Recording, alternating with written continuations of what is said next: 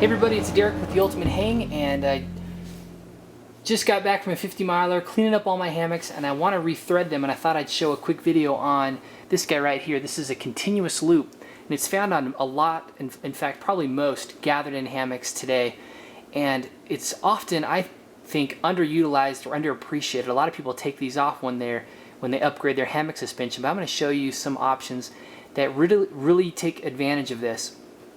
Now, one reason why I really like using a continuous loop like this, and by a continuous loop I just mean that it's put together. This is actually like an 18 or 20 inch long piece of line that's been tied at one end.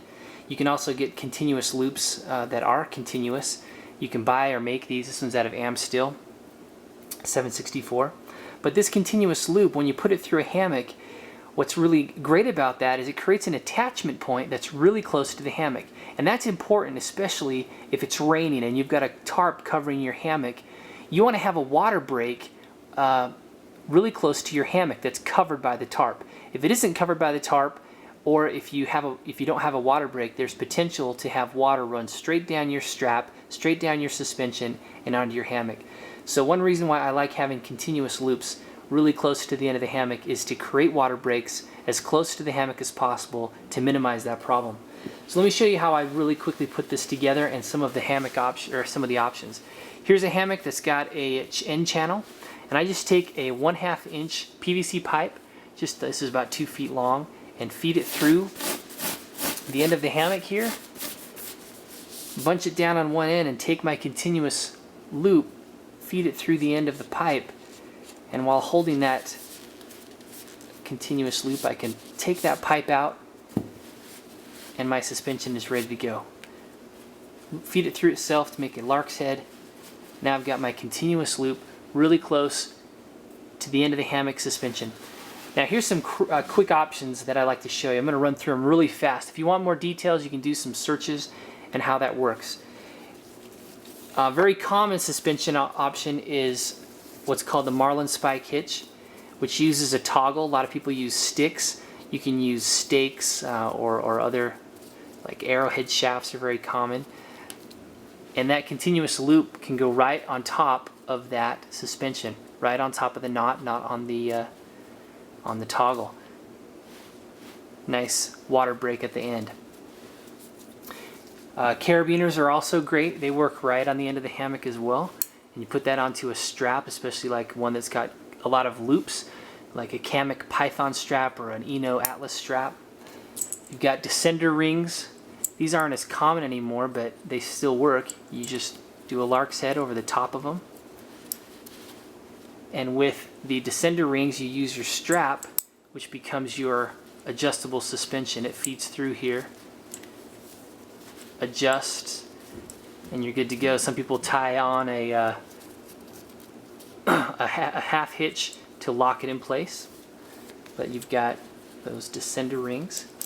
You can also feed through a cinch buckle right through that suspension, same idea with a lark's head. Feed your strap through there and lock it down. And all the different hardware all make different options for a different water break. Some are better than others. We've got right here, this is a Dutch buckle on a strap. You adjust it on the strap and then you throw your continuous loop over the end here, and that works really well. Very close and similar to the Dutch buckle is the JRB Tri-Glide. These work in the same way. Once you get it on the strap, you just throw that over. Acts kind of like a toggle. I don't have a elephant trunk, but this is very similar in design. This is actually a Eureka Chrysalis suspension, and this hooks on, and it's got a built-in Tri-Glide on that piece of hardware. This is aluminum. You just hook on your continuous loop on the end, adjust this end for your strap, or on the strap. What else do we got here? Well, you can use, there's also some pretty cool options that don't require hardware. A lot of traditional Mayan hammocks or Brazilian hammocks from South America all have an eye loop on the end of the nettles, and all they use is what's called a Beckett hitch, which is a fancy word for a sheet bend that's on an eye. And so as sheet bend goes, you take your strap, or rope, and you go up through the eye, around the back, and then through itself like this. That is the Beckett hitch. And once it gets tight down, it's not going to slip. To loosen it, you can just push down on the continuous loop and pull it out. When we were on our 50 miler, we did this quite a bit. You adjust the length, but instead of throwing the working line through, we did a slippery hitch like this.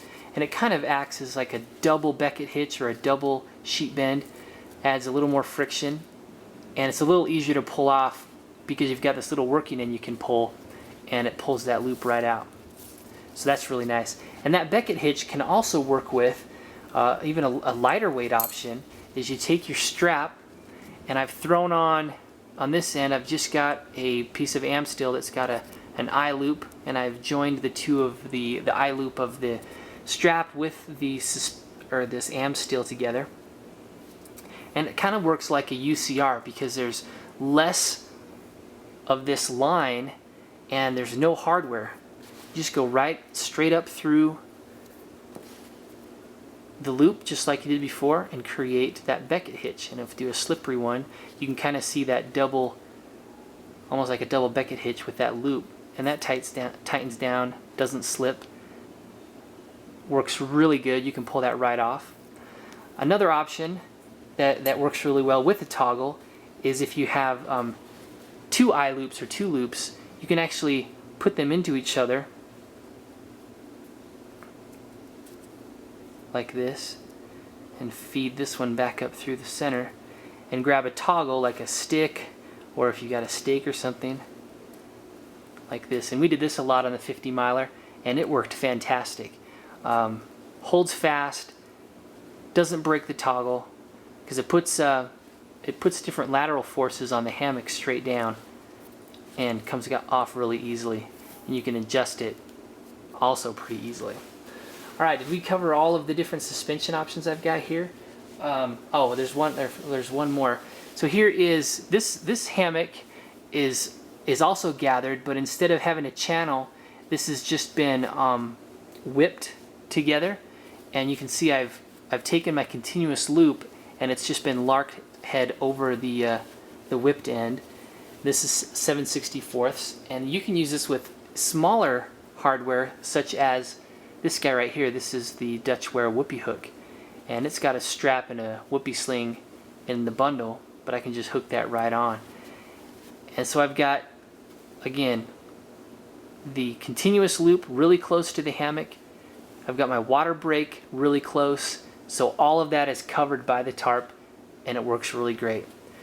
So next time you put together your hammock suspension, instead of throwing this guy out, check out all these different options that you can use this continuous loop with your hammock next time you go out.